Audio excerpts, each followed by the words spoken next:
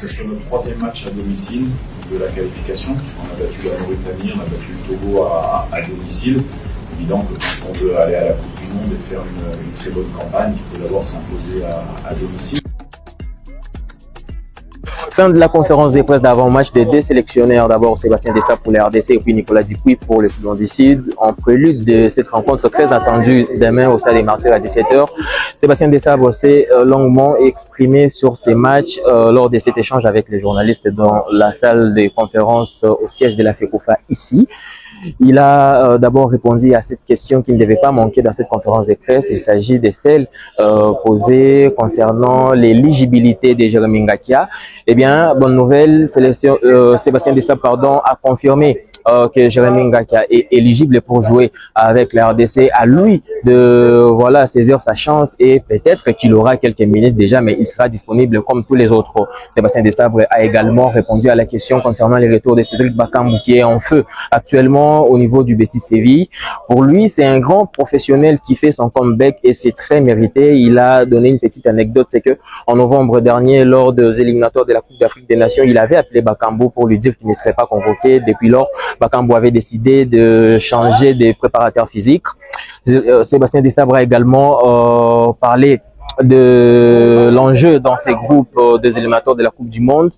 Pour lui, le plus important, c'est d'avoir notre destin entre nos mains jusqu'au moins l'avant-dernière journée de ces éliminatoires. Et pour l'instant, dit-il, on a notre destin entre les mains, c'est le plus important. Et le plus important, c'est également de garder ce destin entre nos mains. Et cela va passer par une victoire demain, mais aussi lors du second match de cette trêve internationale qui va opposer la RDC au Soudan, à la Mauritanie en déplacement après ces matchs face au Soudan du Sud.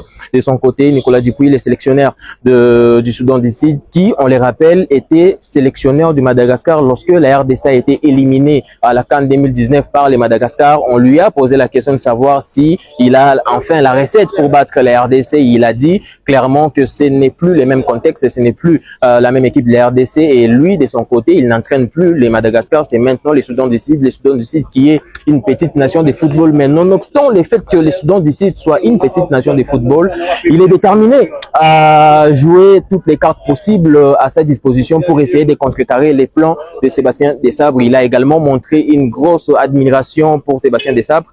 Ça sera donc un très beau match demain. Rendez-vous à 17h, c'est vendredi au Stade des Martyrs pour le coup d'envoi et on saura qui des deux sélectionneurs il sortira vainqueur. Puis on commence une nouvelle année.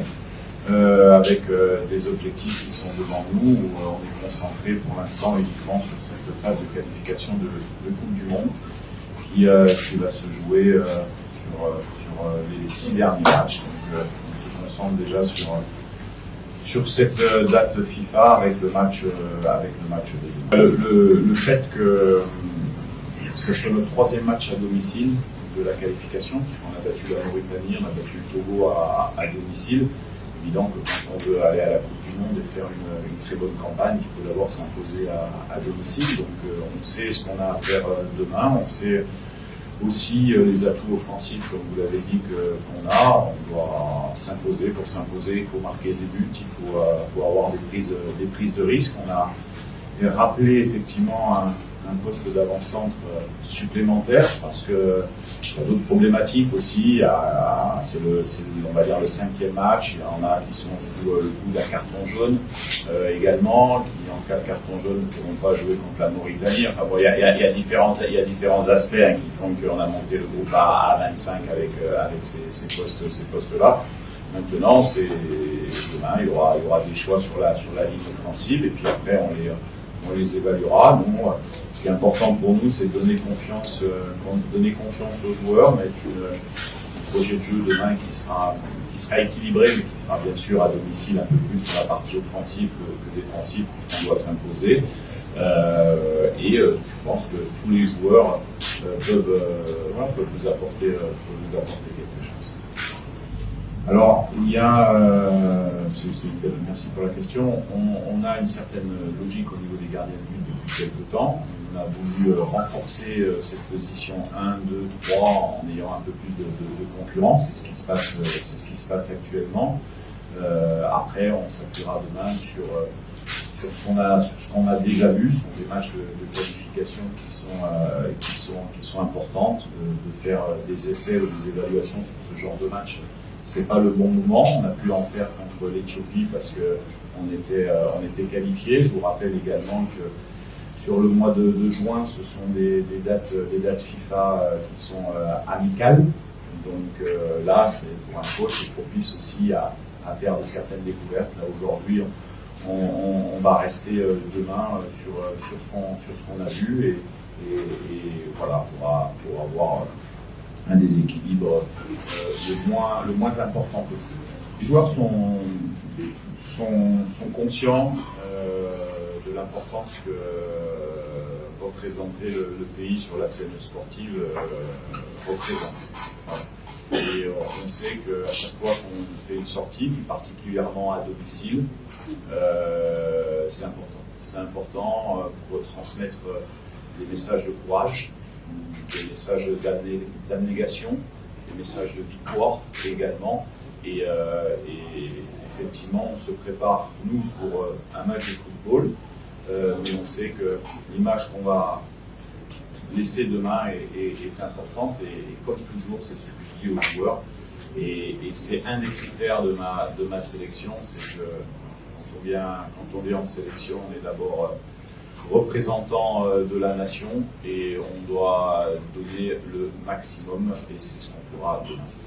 Moi, Jérémy, comme d'autres, font partie des joueurs qu'on suit depuis un petit moment. Il y a d'autres joueurs avec lesquels on suit qui ne sont pas dans cette liste-là.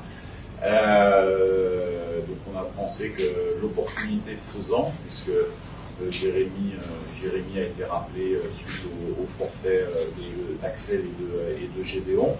Voilà, l'opportunité faisant, il fait qu'à lui de saisir l'opportunité s'il a du temps de jeu sur ces deux matchs pour amener encore un peu plus de concurrence. C'est un profil qui peut jouer arrière droit, qui peut aussi jouer arrière gauche, qui peut aussi jouer piston dans un système à 3. Donc il offre quand même plusieurs palettes, même si ça reste un profil un peu plus défensif. Oui, il est qualifié pour demain, puisqu'il a reçu son passeport et qu'il n'avait pas de sélection jeune dans d'autres fédérations, donc il n'y avait pas de changement de fédération de passeport sportif à la FIFA, donc il sera disponible si je souhaite l'utiliser. Alors, les joueurs, nous on évalue, voilà, je pense qu'on connaît pratiquement tous les joueurs locaux, on est en contact avec les coachs, on travaille, même si on ne met pas tout sur la table et en photo sur les comptes Instagram et Facebook. Mais aujourd'hui, le dernier qui était à la sélection, c'était Oscar Kawitz. Il n'est pas dans la liste aujourd'hui. Parce qu'il est parti au Sénégal avec les U20 et qu'il faut mieux qu'un garçon qui prépare une compétition joue plutôt qu'il reste sur le banc. Il y a des réflexions globales. Maintenant, aujourd'hui, tous joueurs locaux qu'on estime mériter d'être en équipe A le saura. Mais il y a la réalité de la concurrence. La concurrence et des postes aujourd'hui font que il y a très peu de possibilités sur ce qu'on a vu par rapport à un joueur local ou même un autre joueur.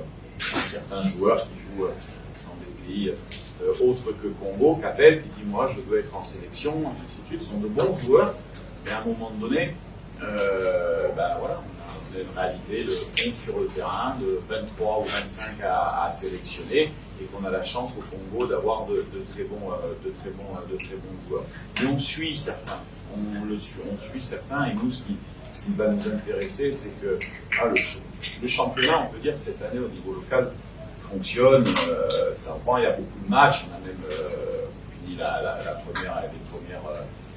les matchs retour, et les playoffs, il y a une multitude, il y a 25 équipes en Ligue 1, on va dire, c'est 12, donc il y a beaucoup de joueurs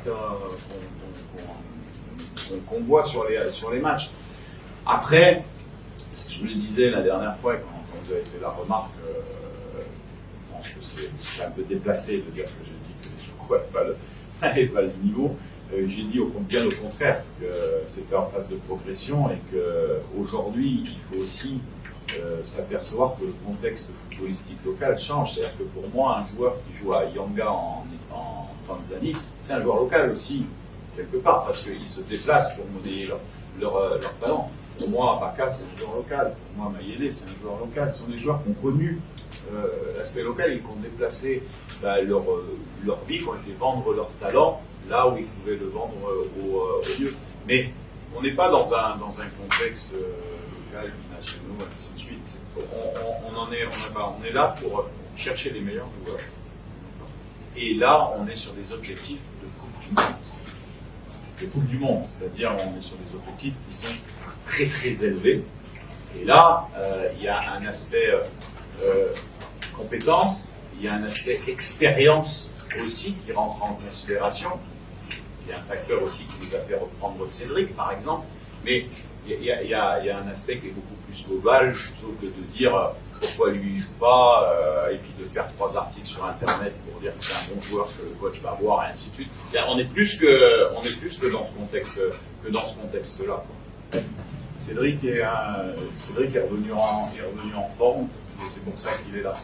Et je peux vous dire qu'entre le moment où je l'avais appelé au mois de novembre pour lui dire que je n'allais pas le prendre, et que entre ce moment-là et l'autre moment, il a pris un préparateur physique individuel, il est revenu tout seul, c'est un très pro parce qu'il se prépare pour son équipe qui est bon dans son métier et également pour être à la disposition de l'équipe nationale si on en a besoin. Et aujourd'hui, voilà, c'est pas une fleur qu'on fait à Cédric, c'est le fait qu'il ait été bon et qu'il soit en forme, qu'il soit là, il est au même titre que tout le monde. Par contre, sur la deuxième question contre l'Éthiopie, c'est vrai qu'on reste sur une défaite à domicile contre l'Éthiopie, et ça c'est, on doit une revanche par rapport à nos fans, parce qu'on n'aime pas que nos fans nous voient perdre, on préfère qu'ils nous voient gagner.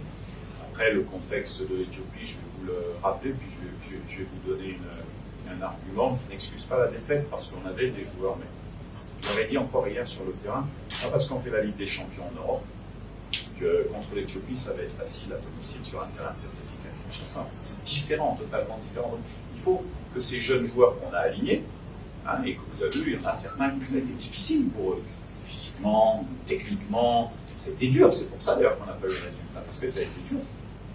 Donc, ça va leur servir. Tout le monde a commencé comme ça. Et ça, c'était l'occasion à faire, parce que le match était sans enjeu, et qui plus est, je vous rappelle, qu'on avait 7 joueurs qui étaient sous la menace d'une suspension pour la CAN en cas de deuxième carton jaune. Et là, je vais reprendre l'exemple du Bénin, qui, on va jouer le premier match de la CAN contre le Bénin, vous le savez, voilà, a sur le dernier match reçu 5 cartons jaunes. Il va avoir 5 joueurs suspendus pour le premier match de la CAN. Et pas des moindres, des milliers, des joueurs. Donc à un moment donné, c'est de notre rôle aussi, et manager c'est ça, c'est prévoir, c'est anticiper les choses qu'il pouvait avoir. Et nous, on est resté sur cette ligne-là. Maintenant, on regrette d'avoir perdu, parce qu'on pense que même avec l'équipe qu'on a aligné, la qualité des joueurs, on aurait pu être bien meilleur que ça. Donc c'est une alerte sur laquelle on doit se mobiliser, se remobiliser, pour ne pas reproduire cette erreur. Je pense que sur les 10 matchs, en fait, il y a de la pression, parce que c'est des matchs qui sont qualificatifs pour la Coupe du Monde, et il ne faut pas croire qu'on se qualifie facilement à la Coupe du Monde quand il n'y a que 9 équipes d'Afrique qui vont à la Coupe du Monde, au détriment des qualifications Cannes, vous en avez 24 de qualifiés, donc c'est pas la même chose. Donc tous ces matchs-là sont sous pression, sont très importants. Je pense qu'à l'heure actuelle, on n'est pas qualifié parce qu'on n'est pas premier ni deuxième, parce qu'il y a aussi le meilleur deuxième qui peut se qualifier. Aujourd'hui, par contre, j'estime qu'on est placé. On est à 1 point du Sénégal, à 3 points du Soudan, qu'on reçoit le Soudan du Sud demain pour clôturer la phase aller, et que sur la phase retour, même si on va se déplacer 3 fois, on recevra chez nous le Sénégal et le Soudan. mains. Donc on va faire le point après les 5 matchs, parce qu'au final, vous savez très bien que le lendemain de notre match, il y aura Sénégal-Soudan. Donc pareil, on va laisser les matchs aller finir. On fera un premier point avant la Mauritanie. Mais ce qui est important, c'est d'avoir son destin entre ses mains. C'est ça qui est important. Et nous, aujourd'hui, on l'a, notre destin, comme le Sénégal, comme le Soudan, même comme le Togo, là aussi. Mais il faut le garder, ce destin, entre les mains jusqu'à la dernière journée, où dans le calendrier, ça fait qu'on a un match à domicile à la dernière journée. Donc nous, notre objectif, c'est pas forcément de regarder le classement, c'est de garder, nous, notre destin entre les mains jusqu'à la veille de la dernière journée. C'est ça. Après, on peut avoir 7 points, 8 points, 10 points, 12 points, 15 points, 20 points, on ne sait pas. On ne sait pas le résultat des autres équipes. Donc c'est ça, nous, notre objectif. Et aujourd'hui, on a notre destin entre nos mains. Donc à nous d'avancer, à nous de faire le job, tout simplement.